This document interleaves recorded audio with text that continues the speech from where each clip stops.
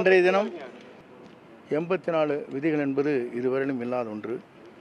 நீங்கள் வந்ததற்கு பிறகுதான் நான் படித்து பார்த்தேன் முழுமையாக.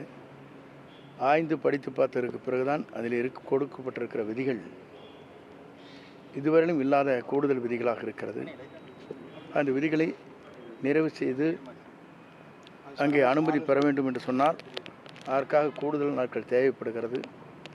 ஆகவே 18ஆம் தேதி இன்று நடத்துவதற்கு இங்கே மாவட்ட ஆட்சித்தலைவரிடத்திலும் நம்முடைய காவல்துறை கண்காணிப்பாளரிடத்திலும் கடிதம் தர இருக்கிறோம்.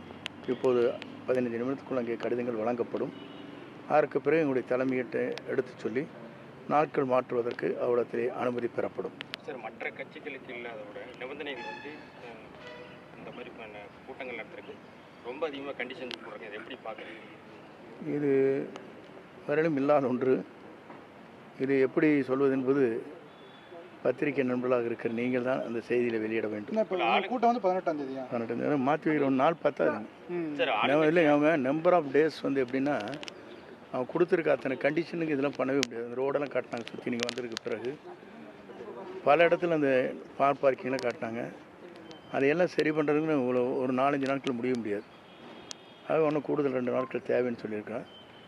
அவங்க தேவையை பூர்த்தி செய்ததற்கு பிறகு நாளைக்குள்ளே அவங்க அனுமதி வழங்குவார் என்று நம்புகிறோம். அனுமதி வழங்கவில்லை என்றால் வழக்கு மன்றத்துக்கு செல்வோம். சார், இந்த ஆளுங்கட்சியாக எதிர்கட்சியாக அவங்களுக்கு இவ்வளோ நிபந்தனைகள் போட்டுருக்காங்க. இல்லை நம்ம தாவேக மட்டும் இவ்வளோ இன்ஸ்ட்ரக்ஷன் அது இங்கே இருக்கிற அரசிடத்தை தான் கேட்க வேண்டும். எப்படி சார் எதிர்கொள்ள போகிறீங்க? இதை பற்றி எந்த கருத்தும் சொல்வது சரியாக இருக்காது. இல்லை மழை வெயிலும் கேட்குறாங்க. அதுவும் கண்டிஷன்ஸ் ஏதாச்சும் இது ஏற்பட்டால் என்ன சொல்ல போகிறீங்க? எவ்வளோ பேர் வருவார்கள்? அவருடைய பெயர் பட்டியல் வேணும் இதெல்லாம் கேட்டிருக்காங்க. வரைக்கும் பெயரே பூரா எப்படி கொடுக்க முடியும்? நேம்ஸ் கொடுக்கவே முடியாது. நேம் கேட்டிருக்காங்க. அத்தனை பேர் வரையுடைய நேம் வேணுங்கிறாங்க. ஐடென்டி கார்டு வேணுங்கிறாங்க. நிறைய சொல்லியிருக்காங்க எக்கச்சக்கமாக. இல்லை, விதிகளை பற்றி நான் சொல்லவில்லை. அது அவருடைய இருக்கின்ற சில விதிமுறைகள் இருக்கிறது. அதை பற்றி நான் உள்ளே செல்லவில்லை. ஏனென்று சொன்னால் அதை சொன்னால் கூட வழக்கு போட முடியும். இதெல்லாம் சுப்ரீம் கோர்ட் கேஸ் பெண்டிங் இருக்குது, சிபிஐ இருக்குதுன்னு போட்டுருவாங்க. சிலதெல்லாம் தவிர்க்க முடியாத நம்ம பேச முடியல சொல்லுவாங்க. வேறுங்க ஒரே நிமிஷம் சொல்கிறேன். சொல்லத்தான் நினைக்கிறேன், உள்ளத்தால் துடிக்கிறேன், வாயிருந்தும் சொல்வதற்கு வார்த்தையின்றி தவிக்கிறேன்.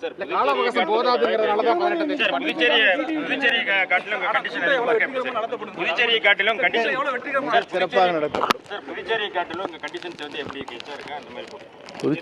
புதுச்சேரி இவ்வளோ கண்டிஷன் இல்லை. கால அவகாசம் போதாதுங்கிறதுனால தான் 18 மாத்திரம். அதுதான் காரணம். வேறு வழியே இல்லைங்க, டைமே இல்லைங்க. நீங்கள் வந்து ரூட்ஸெல்லாம் காட்டினாங்க. இருங்க, ஒன்றும் வேண்டிய இல்லை. சும்மா ஆப்தர் கடை வச்சுக்கோங்க. நிறைய ரூட்டெல்லாம் காட்டினாங்க. அங்கே போய் பார்க்குறப்ப சுற்றி காட்டிட்டாங்க. கிட்டத்தட்ட 15 கிலோமீட்டர் கூட்டு போய் இப்படி ரவுண்ட் அடிக்கிறாங்க. இப்படி கொண்டு வாங்க வண்டினா சிங்கிள் ரோட்டில் அந்த வண்டியில் வரதுங்கிறது அவ்வளோ சுலபமாக இருக்காது. இதெல்லாம் கொஞ்சம் நாங்கள் இன்னும் கொஞ்சம் கன்சல்ட் பண்ண வேண்டியிருக்கு. இவங்களை கூட்டிகிட்டு போய் மறுபடியும் பேச வேண்டியிருக்கு. நீங்கள் கிட்டத்தட்ட நம்ம இப்படி டைரெக்டாக வருது வேண்டாங்கிறாங்க. அங்கே சுற்றி கொண்டு போய் இப்போ நான் 13 கிலோமீட்டர் சுற்றி கொண்டு விடுறாங்க. அப்போ அந்த வண்டி சிங்கிள் வண்டி வரும்போது ஒரு லாரின்னா கூட நாங்கள் வர முடியாது. சிங்கிள் காரில் தான் அது கிளியராக இருக்குது. அதில் சார் வர ரூட்டை சொல்ல பொதுமக்களுக்கு என்ன பண்ணிட்டாங்கன்னாங்க, டைரெக்ஷன் இங்கேருந்து வரான்னு வச்சுங்க, ஈரோட்டிலேருந்து வரணும் அப்படியே சுற்றி விட்டு சீனாபுரம் போய் இங்கே வர மாதிரி சொல்கிறாங்க. அங்கேருந்து வரை வந்து அந்த பெருந்துறையில் அந்த பக்கம் வரையில் இந்த டைரெக்ஷன் போய் ஒரு கிட்டத்தட்ட ஒரு 14 கிலோமீட்டர் சுற்றி வர சொல்கிறாங்க. அது சிங்கிள் ரோடு. நான் பார்த்தேன். ஒரு வேணும்னு ஒரு லாரிக்காரை வந்து லோடு பண்ணிட்டு இருந்தாலும் நம்ம அந்த ரோட்லேயே போக முடியாது. அப்போ நாங்கள் என்ன பண்ணுவோம்? லாரி தூக்கி வைக்க முடியும்?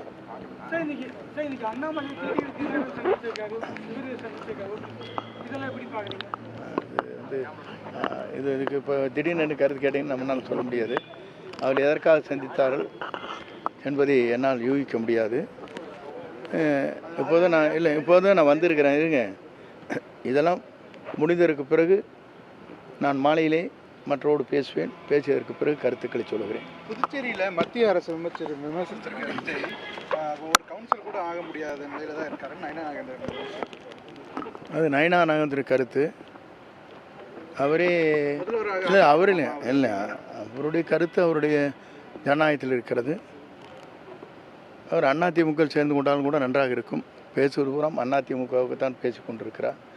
ஆகவே அவர் பேசுவது பாரதிய ஜனதாவுக்கு அல்ல.